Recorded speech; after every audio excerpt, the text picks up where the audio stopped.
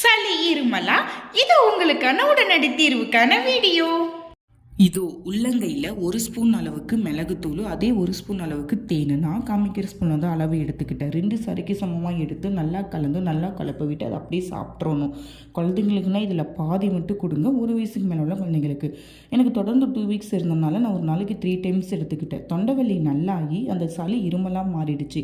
இது சாப்பிட்டதுக்கப்புறம் அந்த கரகரப்பு அந்த சளி இருமலெல்லாம் சரியாயிருச்சு. நீங்களும் செஞ்சு பாருங்கள். நல்லாயிருச்சுன்னா எல்லாத்துக்குமே ஷேர் பண்ணுங்கள். மேலும் இது போல 2 டிப்ஸ் இருக்கு. டிஸ்கிரிப்ஷன் பாக்ஸ்லையும் கமெண்ட் பாக்ஸ்லையும் ஃபுல் வீடியோ லிங்க் கொடுத்துருப்பேன். போய் செக் பண்ணி பார்த்து தெரிஞ்சுக்கோங்க. ஸோ மிஸ் பண்ணாதீங்க.